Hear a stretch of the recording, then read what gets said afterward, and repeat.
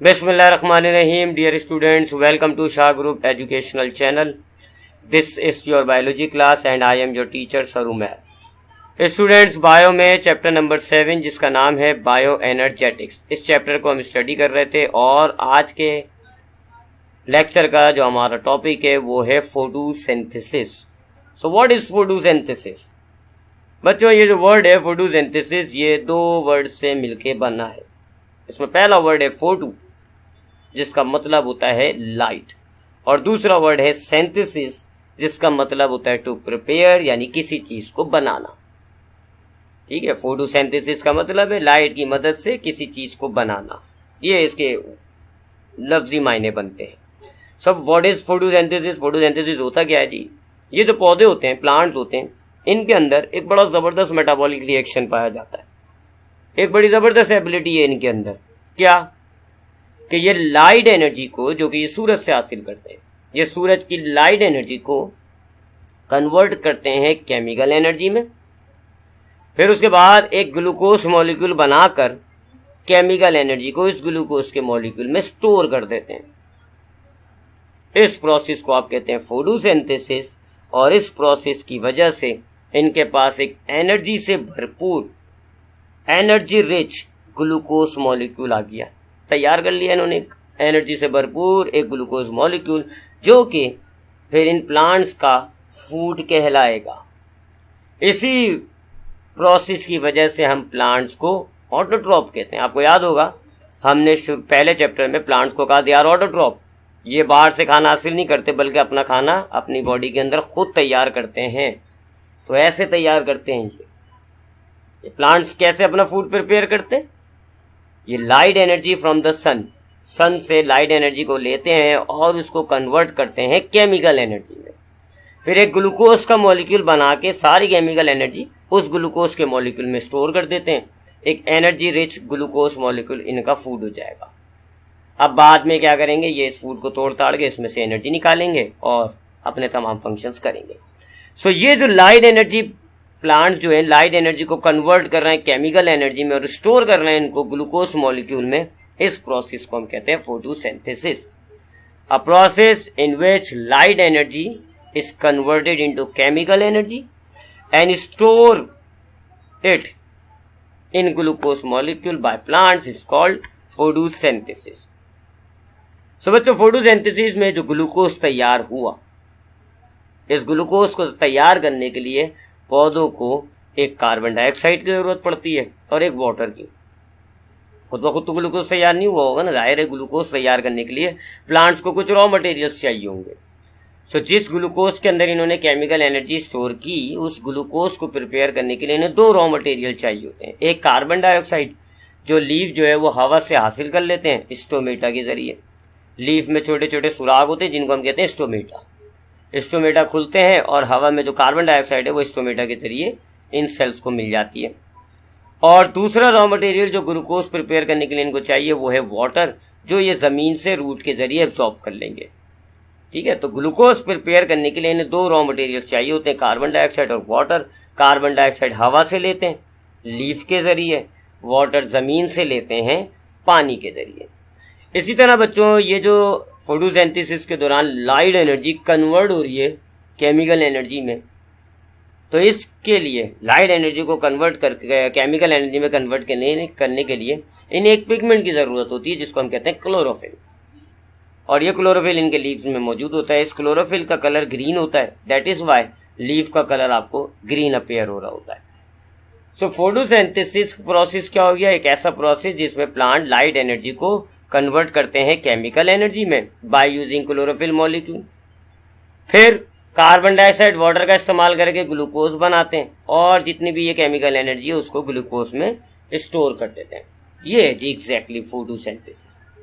अब अगर हम इसकी इक्वेशन बनाना चाहें तो प्लांट ने कार्बन डाइऑक्साइड को वाटर के साथ मिलाया, मिक्स किया, कंबाइन किया और ग्लूकोज तैयार कर लिया. फिर उस दूसरी तरफ उसने लाइट एनर्जी ली और उसको कन्वर्ट करा क्लोरोफिल की मदद से केमिकल एनर्जी में और उसको इस ग्लूकोज में स्टोर कर दिया. लेकिन बच्चों, इस फोटोसिंथेसिस प्रोसेस के अंदर सिर्फ ग्लूकोज तैयार नहीं होता, एक और चीज भी तैयार होती है, ऑक्सीजन. बट यहाँ इस रिएक्शन में भले ही ऑक्सीजन हम लिविंग ऑर्गेनिजम्स के लिए बहुत यूजफुल है, बहुत काम की है, बट इस मेटाबॉलिक रिएक्शन के एतबार से ये ऑक्सीजन एक वेस्ट प्रोडक्ट है, क्योंकि ये मेटाबॉलिक रिएक्शन ग्लूकोज बनाने के लिए किया गया था, ऑक्सीजन बनाने के लिए नहीं। सो ग्लूकोज बनाने के लिए किया गया था, उसके अलावा जितनी भी चीज़ें तैयार होंगी वो वेस्ट प्रोडक्ट कहलाएंगी। तो यहाँ पर ऑक्सीजन जो है वो एक वेस्ट प्रोडक्ट होगा, बाय प्रोडक्ट होगा, प्लांट इस ऑक्सीजन को निकाल देगा। सो ये जो इक्वेशन है इसको हम फोटोसिंथेटिक इक्वेशन कहते हैं। कार्बन डाइऑक्साइड कंबाइन हो रहा है वाटर के साथ, ग्लूकोज प्रिपेयर हो रहा है, फिर क्लोरोफिल लाइट एनर्जी को कन्वर्ट करके केमिकल एनर्जी में ग्लूकोज के अंदर स्टोर कर रहा है, साथ साथ एक बाय प्रोडक्ट तैयार हो रहा है ऑक्सीजन गैस। और अगर हम एग्जैक्ट क्वांटिटी बताएं तो 6 कार्बन डाइऑक्साइड के मॉलिक्यूल्स 6 वाटर मॉलिक्यूल्स के साथ कंबाइन होते हैं तो एक ग्लूकोज का मॉलिक्यूल बनता है। देखिए ग्लूकोज का फॉर्मूला क्या है, C6H12O6, यानी 6 कार्बन होते हैं, 12 हाइड्रोजन होते हैं, 6 ऑक्सीजन होते हैं। ठीक है, रिमेंबर कार्बन से अंदाजा लगा लें, 6 कार्बन है। जबकि कार्बन डाइऑक्साइड में कितना कार्बन है, 1 CO2।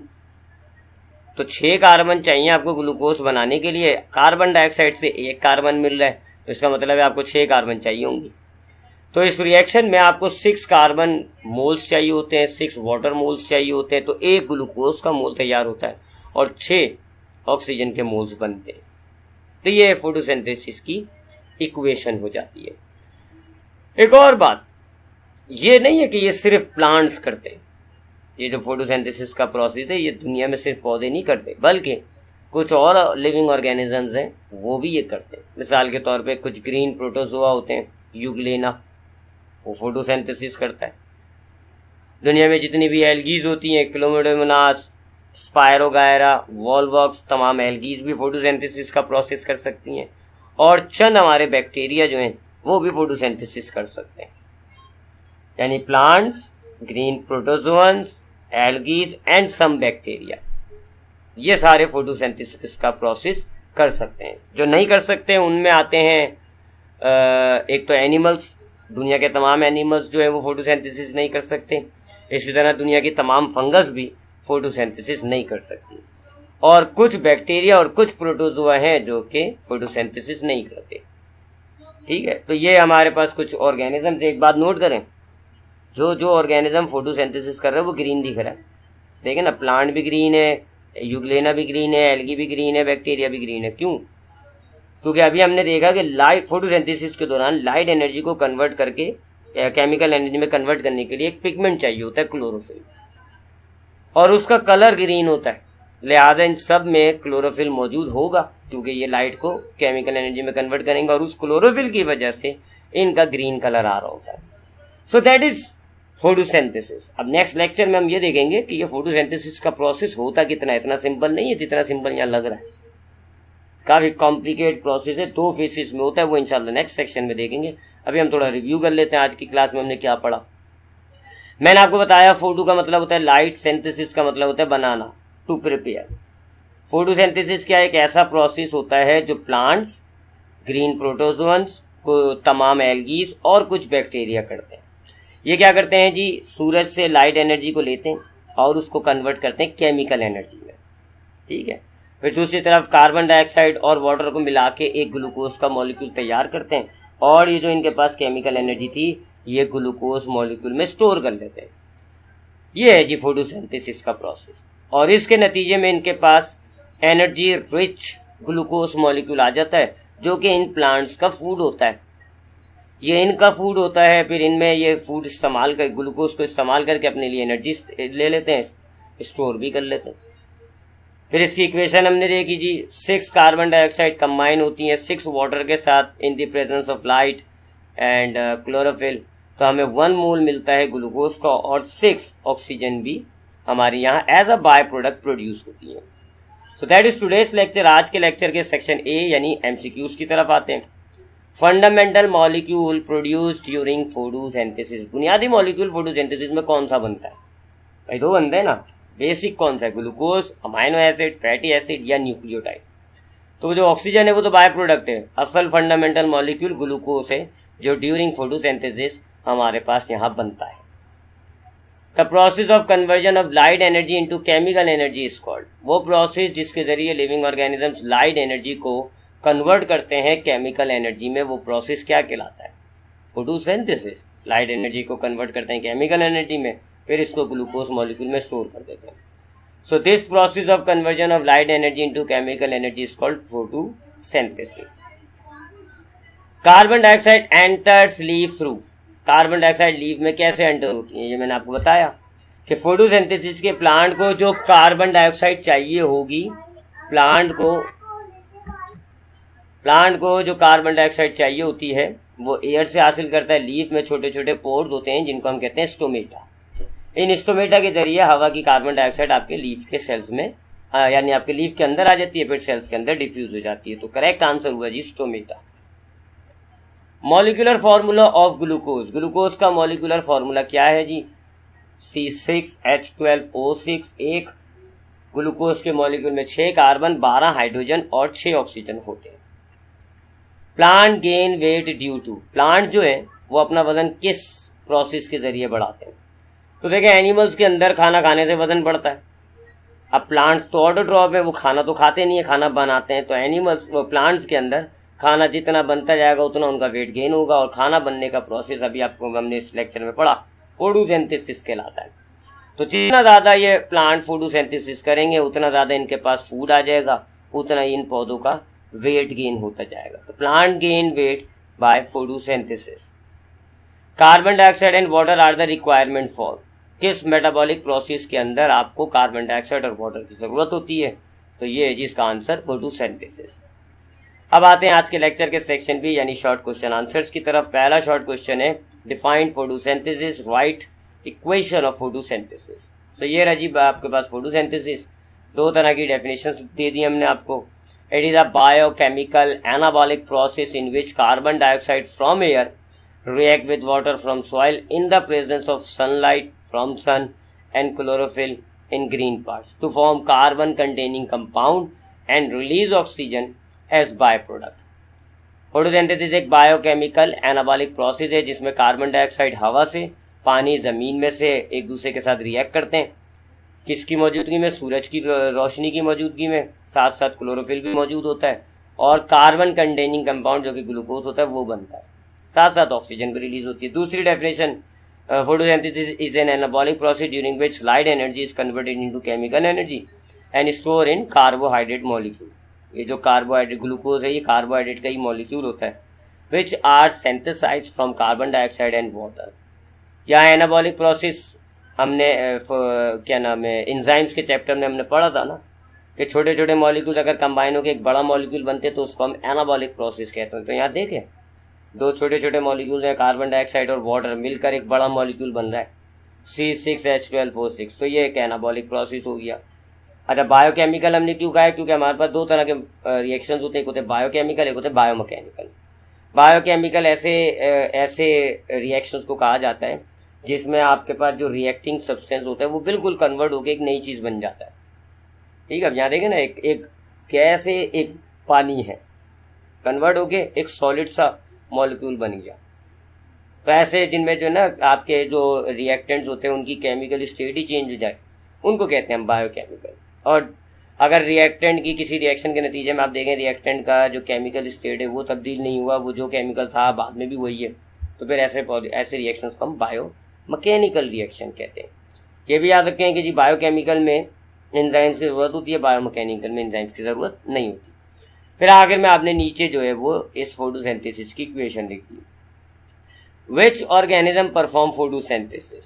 Green parts of plant, algae, some protozoans and some bacteria perform photosynthesis. Question number 3, what is the importance of photosynthesis? Photosynthesis की importance ये आपने लिखी। पहला, it is necessary for plant to manufacture their food. photosynthesis बहुत ज़रूरी है क्योंकि इससे प्लांट अपना फूड प्रिपेयर करता है। फिर दूसरा पॉइंट है, as plant make their own food, they are producers of ecosystem and the main source of food for non-photosynthetic organisms. अब देखें प्लांट जो है वो इकोसिस्टम में प्लांट जो है वो फोटोसिंथेसिस के जरिए फूड बना लेता है। अब जितना फूड बनाता है उसमें थोड़ा बहुत तो ब्रेक डाउन करके उसको अपनी एनर्जी निकाल लेगा, बाकी फूड को स्टोर कर लेता है। अब इकोसिस्टम में हमारे पास होते हैं जी कुछ ऐसे एनिमल्स जो इन प्लांट्स को खाते हैं, जैसे गाय, बकरी। तो अब वो जो प्लांट के अंदर फूड मॉलिक्यूल स्टोर हुआ होता है वो अब एनिमल में चला गया, ठीक है। फिर एक उस एनिमल को दूसरा एनिमल खाएगा, तो इस तरह वो एक एनिमल से दूसरे एनिमल में मुंतकिल हो जाएगा। तो ये पूरी फूड चेन कहलाती है। इसमें प्लांट जो है वो प्रोड्यूसर है। प्रोड्यूसर का मतलब इकोसिस्टम में जो फोटोसिंथेसिस के जरिए खाना तैयार कर रहे होते हैं, प्लांट वही कर रहा है ना। Third point, oxygen gases evolve which is required by all living organism. इस प्रोसेस में ऑक्सीजन गैस बनती है जो कि तमाम ऑर्गेनिजम्स की जरूरत है। चौथा पॉइंट हमने लिखा, photosynthesis reduce carbon dioxide from the atmosphere. Photosynthesis जो है वो कार्बन डाइऑक्साइड चूंकि फोटोसिंथेसिस में इस्तेमाल होती है, तो जितना ज़्यादा फोटोसिंथेसिस होगा हवा में कार्बन डाइऑक्साइड उतनी कम होती जाएगी। और याद रखिएगा कि carbon dioxide green house gas है, इसकी वजह से आपकी दुनिया में ग्लोबल वार्मिंग हो रही है, आपकी अर्थ का टेम्परेचर आहिस्ता आहिस्ता राइज हो रहा है, बढ़ रहा है। सो जितना ज़्यादा प्लांट होगा, उतना ज़्यादा फोटोसिंथेसिस होगा, उतना ज़्यादा जो है वो आपका कार्बन डाइऑक्साइड यूटिलाइज हो जाएगा। तो हवा में कार्बन डाइऑक्साइड की कंसंट्रेशन कम हो जाएगी और ये जो ग्लोबल वार्मिंग वाला इशू है ये कुछ हद तक सॉर्ट आउट होगा। तो ये मतलब हुआ जी इस बात का, photosynthesis reduce carbon dioxide from atmosphere. Photosynthesis help in maintaining carbon oxygen cycle. आपकी एनवायरनमेंट में जो कार्बन ऑक्सीजन साइकिल है उसके अंदर लिविंग ऑर्गेनिजम्स, उनके प्रोसेस इन्वॉल्व होते हैं। तो फोटोसिंथेसिस का प्रोसेस भी इन्वॉल्व होता है जो कि कार्बन ऑक्सीजन साइकिल को मेंटेन कर रहा है। Burning of fossil fuel release carbon dioxide which will warm up the earth. Photosynthesis has an indirect cooling effect by using carbon dioxide. ये वही ग्लोबल वार्मिंग वाला पॉइंट है जो मैंने आपको एक्सप्लेन किया। Question number 4, how carbon dioxide maintain the temperature of earth. ये वही ग्लोबल वार्मिंग वाली बात आ गई कि आपकी कार्बन डाइऑक्साइड के अंदर ना हीट रिफ्लेक्ट करने की, एब्जॉर्ब करने की एबिलिटी होती है। कार्बन डाइऑक्साइड ने आपके अर्थ के इर्द गिर्द एक लेयर बना दी। आपकी अर्थ अपने आप को ठंडा करने के लिए जितनी भी हीट लूज करती है, कार्बन डाइऑक्साइड उसको जाने नहीं देती बल्कि ट्रैप कर देती है, वापस रिफ्लेक्ट करके अर्थ की तरफ आ जाती है। यूँ आपकी अर्थ कंटिन्यूसली गर्म ही हो रही है। इसको कहते हैं हम global warming. Carbon dioxide has a property to absorb heat of sun. If its quantity increase in environment, there will be an increase in environmental temperature on Earth called global warming. Photosynthesis keep the quantity of carbon dioxide maintained in environment, that is, indirectly keeping the concentration of carbon dioxide to maintain the temperature of Earth. So that is the introduction of photosynthesis. हमने देखा photosynthesis क्या होता है, कौन कौन से raw materials चाहिए, photosynthesis के लिए क्या प्रोडक्ट तैयार होता है, इसकी इंपॉर्टेंस क्या है। इंशाल्लाह अब नेक्स्ट क्लास में देखेंगे कि ये फोटोसिंथेसिस का प्रोसेस इन डेप्थ देखेंगे कि ये किस तरह होता है फोटोसिंथेसिस का प्रोसेस। इंशाल्लाह नेक्स्ट क्लास में मुलाकात होगी। ख्याल रखिएगा अपना। अल्लाह हाफिज़।